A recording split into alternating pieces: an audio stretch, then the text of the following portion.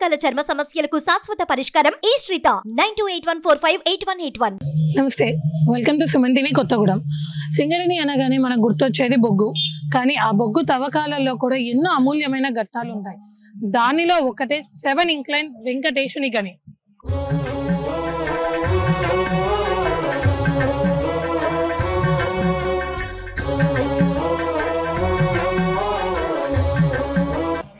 కలియుగ దైవమైన ఆ శ్రీనివాసుడు కొలువై ఉన్న ప్రదేశం.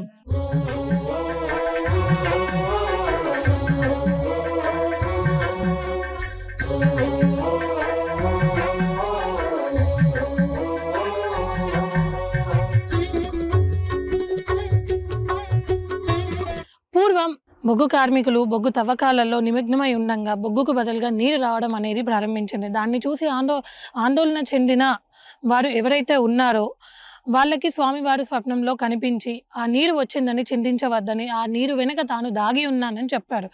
దాంతో మర్నాడు వచ్చి వాళ్ళు తవ్వకాలను కంటిన్యూ చేయగా అక్కడ స్వామివారి విగ్రహం అనేది బయటపడింది.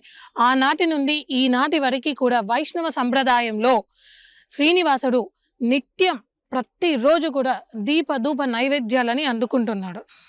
ప్రస్తుతం మనం ఆలయ అర్చకులతో ఉన్నాము. వారితో మాట్లాడి మరిన్ని విషయాలు తెలుసుకుందాం. అయ్యా, స్వామివారికి చాలా చరిత్ర ఉంది అని చెప్తున్నారు కదా, ఇక్కడ బ్రహ్మోత్సవాలు ఇక్కడనే మొదలవుతాయి అంటారు కదా కొత్తగూడెం మొత్తంలో, దాని గురించి వివరిస్తారా? జై శ్రీమన్నారాయణ. మన కొత్తగూడెం ప్రాంతంలో అంటే భద్రాచలం తరువాత ఈ లోకల్లో ఉన్నటువంటి ప్రాంతాలలో ఒక 3 ఆలయాలు, రాతి ఆలయాలు ఉన్నాయి. దాంట్లో ప్రధానంగా భద్రాచలం, తర్వాత అన్నపురెడ్డిపల్లి అని, అది కూడా వెంకటేశ్వర స్వామి దేవాలయం. దాని తర్వాత మనకు ఇక్కడ కొత్తగూడెంలో సిటీలో మాత్రం ఉన్నది ఏంటి అంటే ఇది వెంకటేశ్వర కణి అని దీన్ని అంటారు. ఈ ఆలయం దాదాపు చాలా ప్రాచీనమైనటువంటిది. అంటే మా చిన్నప్పటి నుంచి కూడా మేము ఈ ఆలయాన్ని చూస్తున్నాం. మా తాతలు దీన్ని ప్రతిష్ఠ చేసినట్టుగా చెప్తారు. ఇది 7 ఇంక్లైన్ మైన్స్ వాళ్ళు ఇక్కడ వెంకటేశ్వర స్వామి వారిని ప్రతిష్టాపన చేసుకోవాలి అని వారి మనసులో ఒక ఆలోచన కలిగినప్పుడు మైనింగ్ లో ఇక్కడ వెంకటేశ్వర స్వామి దొరికినట్టుగా ఒక భావన చెప్తారు వీళ్ళు ఇక్కడ. అలా వెంకటేశ్వర స్వామి మైనింగ్ చేస్తున్నప్పుడు వాళ్ళకు దర్శనం ఇవ్వడం వల్ల దీనికి వెంకటేశ్వర కణి 7 ఇంక్లైన్ అంటే 7 షాఫ్ట్ అంటారు. ఆ 7 షాఫ్ట్ ని దీన్ని వెంకటేశ్వర స్వామి ఇక్కడ దొరకడం వల్ల వెంకటేశ్వర కణి అని పెట్టడం జరిగింది. ఈ చుట్టుపక్కల ఇంకా 2-3 ఉన్నాయి, ఆనందగని, గౌతమ్ కణి అని. అట్లా దీన్ని వెంకటేశ్వర స్వామి దొరకడం వల్ల వెంకటేశ్వర కణి అని దీనికి పేరు వచ్చింది. దీంట్లో ఇక్కడ వెంకటేశ్వర స్వామి వారిది రాతి ఆలయం, రాతి కట్టడం. భద్రాచలము, అన్నపురెడ్డిపల్లి ఇది రాతి కట్టడం. ఈ 3 ఉన్నాయి ఇక్కడ లోకల్లో రాతి కట్టడాలలో, చాలా ముఖ్యమైనటువంటిది. తర్వాత ఇక్కడ హోలీ పండుగను పురస్కరించుకొని బ్రహ్మోత్సవాలు 9 రోజులు జరుగుతాయి. పూర్వకాలంలో భద్రాచలంలో ఉత్సవాలు, అన్నపురెడ్డిపల్లిలో. ఈ కొత్తగూడెం సిటీలో మాత్రం బ్రహ్మోత్సవాలు జరిగే ఆలయం ఏది లేదు. వైష్ణవ సంప్రదాయ ఆలయం, విష్ణు సంప్రదాయాన్ని పరిపూర్ణంగా విష్ణు సంప్రదాయం నడిచే ఆలయం ఏదైనా ఉంది కొత్తగూడెం ప్రాంతంలో అంటే ఇది మాత్రమే అని చెప్పుకోవచ్చు మనం. దీన్ని ఆరవెల్లి నారాయణాచార్యులు గారిని భద్రాచలం నుంచి ఇక్కడికి మన మైనింగ్స్ వాళ్ళు తీసుకొచ్చి ఇక్కడ వారి చేతుల మీదుగా వారి యొక్క సలహాలు సూచనల మేరకు ఆలయ నిర్మాణం జరిపించి వారినే ప్రధాన అర్చకులుగా ఉంచి ఇక్కడ ఆలయ నిర్మాణం చేసి ఇక్కడ పూజా కార్యక్రమాలు చేయడం జరిగింది. హోలీ పండుగను పురస్కరించుకొని, దాంట్లో భాగంగా హోలీ పండుగను పురస్కరించుకొని ఇక్కడ ఆలయ నిర్మాణం చేసి ఆ ఆలయానికి ప్రతి సంవత్సరం కూడా హోలీ పండుగను పురస్కరించుకొని బ్రహ్మోత్సవ కార్యక్రమాలు 9 రోజులు బ్రహ్మోత్సవాలు, దానికంటే ముందు 3 రోజులు అధ్యయన ఉత్సవములు అని చెప్తారు. అధ్యయనోత్సవం అంటే ద్రావిడ వేదం అంటే మనకు 4 వేదాలు, ఋగ్వేద, యజుర్, సామ, అధర్వణ వేదాలు. ఈ అధర్వణ వేదాల అన్నిటితో అంటే 4 వేదాలతో సమానమైనటువంటిది ద్రవిడ వేదం, పంచమ వేదంగా దాన్ని కీర్తిస్తారు. వేదాలు అందరూ చదవడానికి లేదు, కానీ ప్రబంధం అనేటువంటిది ద్రవిడ వేదం అందరూ చదవచ్చు, ఎవరైనా సరే చదవచ్చు. యజ్ఞోపవీతం ధరించిన వాళ్ళు, ధరించినటువంటి వాళ్ళు, ఆడవాళ్ళు, పిల్లలు అందరూ కూడా చదవచ్చు అనమాట. గురువు ద్వారా ఉపదేశం పొందితే అందరూ చదవచ్చు. అటువంటి ఆ ద్రవిడ వేదాన్ని ఇక్కడ అధ్యయన ఉత్సవాలు అని 3 రోజులు చేస్తూ దాంట్లో భాగంగా నమ్మాళ్వార్ పరమపదోత్సవం అనే కార్యక్రమాన్ని చేస్తారు. అది చేయడం ఎందుకయ్యా అంటే, అయ్యా మేము ఇగో ఆలయంలో వైష్ణవ సంప్రదాయ ఆలయంలో మేము రేపటి నుంచి బ్రహ్మోత్సవాలు పురస్కరించుకొని బ్రహ్మోత్సవాలు చేస్తున్నాం, అందు గురించి ఈ యొక్క కార్యక్రమాన్ని చేస్తున్నామని స్వామివారికి వేదాలతో సమానంగా చెప్పేటువంటి ద్రవిడ వేదాన్ని స్వామివారికి విన్నవించడం, అది అధ్యయనోత్సవం. అది జరుగుతుంది ఇక్కడ. దాని తర్వాత తెల్లవారి నుంచి విశ్వక్సేన ఆరాధన అంటే ఈ రోజు 19వ తారీఖు, ఈ రోజు విశ్వక్సేన ఆరాధన, పుణ్యాహవాచనం, రక్షాసూత్రధారణ, అంకురార్పణ, అగ్ని ప్రతిష్టాపన.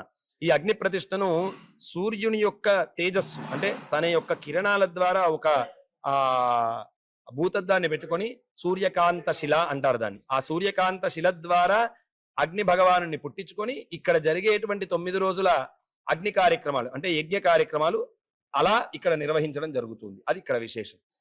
అలాగే ఈ రోజు గరుడ ప్రతిష్ఠ అంటే ధ్వజస్తంభంకి గరుత్మంతుల వారిని ధరింపజేసి వారిని ఎగరవేయడం చేస్తారు. అంటే ధ్వజారోహణం అంటారు. ఆ ధ్వజారోహణం రోజు సంతానార్థులు అంటే సంతానం లేనటువంటి వాళ్ళు, వివాహం జరిగి చాలా రోజులైంది సంతానం లేదు అన్నటువంటి వాటికి ఇక్కడ గరుడ ప్రసాదం కూడా ఇవ్వబడుతుంది ఈ రోజు. తర్వాత ఇక్కడ సాయంకాలం ఎదురుకోలు ఉత్సవం అంటే రేపు కళ్యాణం జరగబోతుంది స్వామివారికి. అంటే పాల్గొన శుద్ధ ఏకాదశి రోజు ఇక్కడ స్వామివారికి కళ్యాణం నిర్వహిస్తారు ప్రతి సంవత్సరం కూడా. ఆ పాల్గొన శుద్ధ ఏకాదశి రోజు ముందు రోజు అంటే దశమి రోజు సాయంకాలం స్వామివారికి అమ్మవారికి ధ్వజస్తంభం దగ్గర ఎదురెదురుగా వేంచేపు చేసి ఎదురుకోలు ఉత్సవాన్ని చాలా వైభవంగా ఇక్కడ నిర్వహించడం జరుగుతుంది. మీరు భద్రాచలంలో చూస్తుంటారు టీవీలలో, అలాంటి ఉత్సవాలు ఇక్కడ జరుగుతాయి. తరువాత 20వ తారీఖు అంటే పాల్గొన శుద్ధ ఏకాదశి రోజు రేపటి రోజున చాలా వైభవంగా మంగళ వాయిద్యాల నడుమ మంగళ తోరణాల నడుమ అశేష భక్తజన సమూహంలో స్వామివారి యొక్క కళ్యాణ మహోత్సవం చాలా వైభవంగా పాంచరాత్రాగమోక్తంగా ఇక్కడ కళ్యాణ మహోత్సవాన్ని నిర్వహిస్తారు. అది రేపు 12 గంటలకి ప్రారంభమవుతుంది. సాయంకాలం యథావిధిగా నిత్యహవనం అంటారు, ఆ నిత్యహవన కార్యక్రమం ఉంటుంది. తర్వాత జరిగేటువంటి 8 రోజులు కూడా 7 రోజులు కూడా స్వామివారికి ఉదయం నిత్యహవనము, సాయంకాలం రథోత్సవం. అంటే పూర్వకాలంలో ఇక్కడ ఒక గ్రామం ఉండేది, ఆ గ్రామంలో రథోత్సవాలు జరిగేవి. కానీ ఇప్పుడు ఈ గ్రామవాసులందరినీ తీసుకెళ్లి కొంతమందిని రుద్రంపూర్లో, కొంతమందిని గౌతంపూర్లో, కొంతమందిని ఏమో 3 ఇంక్లైన్ బంగ్లోస్ అంటారు కదా అక్కడ ఉంచడం చేత ఇక్కడ ఉన్నటువంటి ప్రజలందరూ భగవంతుని దర్శించాలి అనేటువంటి కారణం చేత ఈ 3 ప్రాంతాలకు కూడా స్వామివారిని రథోత్సవంగా తీసుకొని వెళ్తారు. సాయంకాలం కూడా జరుగుతుంది. అంటే 3 ప్రాంతాలకు కూడా స్వామివారి ఉత్సవ విగ్రహాలను తీసుకొని వెళ్తారు. రుద్రంపూరు, గౌతంపూరు, బంగ్లోస్, 3 ఇంక్లైన్ బంగ్లోస్, ఈ 3 ప్రాంతాలకు. అంటే వాస్తవంగా శాస్త్రపరంగా పొలిమేరు దాటకూడదు అంటారు. కానీ ఇక్కడ భగవద్ దర్శనం అందరికీ కలగాలి. ఇక్కడ ప్రజలు లేరు. బ్రహ్మోత్సవం అంటే ఏంటి? భక్తులందరూ కూడా ఆనందంగా స్వామిని దర్శించడమే బ్రహ్మోత్సవం. అటువంటి భక్తులు లేకుండా స్వామికి ఉత్సవం చేస్తే దాంట్లో స్వామికి ఆనందం ఉండదట. భక్తులందరూ తనని చూడాలి. ఉత్సవం రథోత్సవానికి ఎందుకు వెళ్తాడట పరమాత్మ అంటే తన దగ్గరికి రాలేనటువంటి వాళ్ళని తాను తరింపజేయడం కోసం. అంటే ఇగో నేను వచ్చాను చూడండి, ఒకసారి నన్ను చూడండి, నన్ను దర్శించుకోండి, మీరు చరితార్థులు కండి, మీరు తరించండి అని చెప్పి పరమాత్మ తనను దర్శించుకోలేనటువంటి వాళ్ళకి తన దర్శనం ఇవ్వడం కోసం వెళ్తాడు. అటువంటిది ఇక్కడ గ్రామం తీసేశారు. ఈ గ్రామ వాసుల్ని తీసుకెళ్లి 3 ప్రాంతాల్లో ఉంచాడు.